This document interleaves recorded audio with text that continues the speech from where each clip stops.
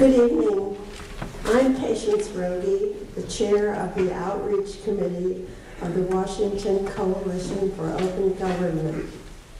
On behalf of the coalition and our co-sponsors, the League of Women Voters of Jefferson County and Leader, welcome.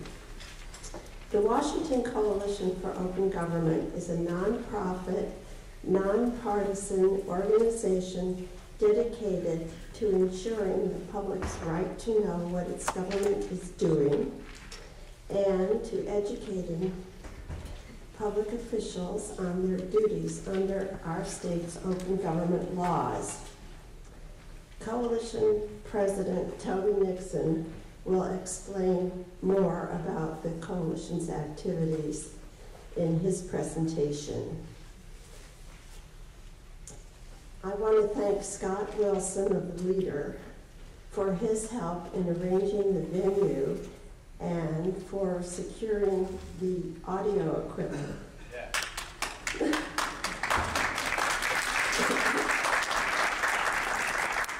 And also for, I want to thank PTTV for covering tonight's presentation, as well as our friends from Uninformed Consent.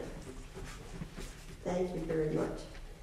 And I also thank Solomon for manning the sign-in table. Also, I'd like to clear up something. I haven't been on the Jefferson County Library Board for 5 years. However, I am a trustee emeritus, so I guess the leader wasn't that wrong. Thanks to the League for inviting public officials to join us this evening. Will the elected and appointed officials please raise your hands so we can acknowledge you and thank you for coming.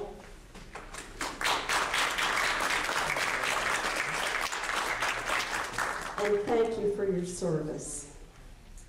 The format of tonight's program will be a brief presentation by each panelist, followed by a question and answer session. So please hold your questions until that time. And now I'll turn the program over to our county clerk, Ruth Gordon, who will extend greetings from the League of Women Voters and introduce tonight's moderator, Frank Garrett. Thank you.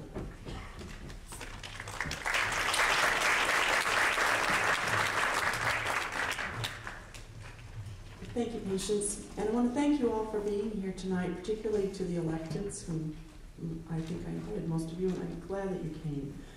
I'd like to tell you about the mission of the League of Women Voters. It's a nonpartisan political organization and encourages the informed and active participation of citizens in government and influences public policy through education and advocacy. If this is a mission that you would like to support, the local league is always looking for new members to join. And the membership page on the web makes it clear you don't have to be a woman to join. It says the league is open to any person who subscribes to the purpose and policy of the league.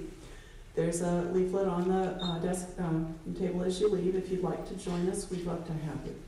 I also happen to have the honor of being on the board of the Washington Coalition for Open Government. We'd also like to have you join us, and that's what this membership envelope is for WashCog. Also, I'm going to make a pitch before I introduce Frank Garrett. The Washington Coalition for Open Government is currently a party in a lawsuit that we're taking to the U.S. Supreme Court to make public the signatures on Referendum 71 and by extension all petition signatures. They've been public for quite a while, but now that's in dispute. And our costs are going to be more than we happen to have in our pocketbook.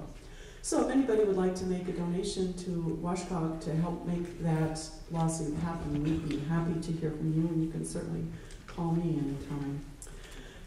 It's my honor to be asked to introduce Frank Garrett tonight.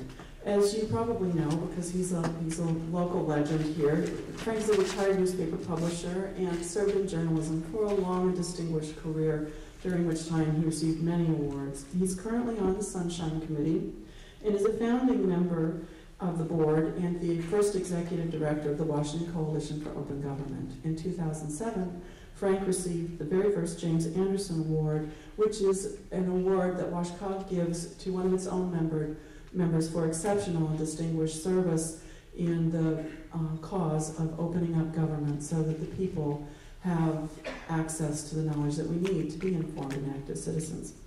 Frank Gehry.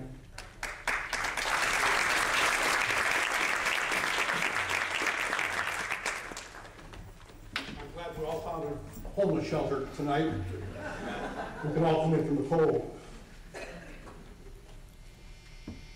Tonight among you is probably one of the oldest elected county officers in Tony DeLeo, who's a commissioner on our hospital district.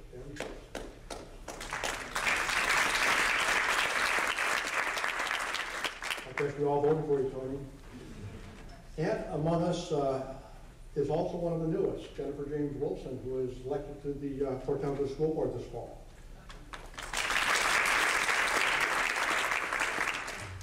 And the reason Scott Wilson isn't here is because he's heading up to Forks. He's probably there by now. He's a deputy coach for a basketball game. He volunteered for that, and I volunteered for this. Rather recently, the city of Monroe was challenged over a records issue. And the city council chose to fight the request. As of now, the city has invested something like $290,000 in attempting to keep records that an appeals court had already declared to be public secret. Doesn't make a whole lot of sense. A few weeks ago, the city of Monroe declined a settlement offer, $100,000 less than what they have apparently invested in the issue or are likely to lose. They declined to have that issue settled. We have seen other community councils, commissions, boards face similar types of challenges. Many recognize that the public's access to records is delineated in law. There are some exceptions. Many communities, boards, councils, commissions recognize that the meetings shall be open to the public. Not necessarily for public participation, but where the business and discussion about public affairs is done in an open, public manner. I don't think we will see challenges like this disappear soon, but maybe we can help a little bit tonight with understanding, developing an understanding about access issues, how they work, what the public deserves, what public agencies are able to, how public agencies are able to deal with requests and access issues, and in general, possibly reduce the cost to government of trying to defend itself against us. Let's see where we can go. We have some specialists with us this evening that are clearly going to help understand the big picture. I received some requests from you, I hope you're here, whoever you are, about specific questions dealing with local issues. And because of that, I emailed each of our presenters with an outline of some of those concerns. The first part of our program is going to be presentations by our panelists. We do have reserved what I believe is sufficient time for a good Q&A.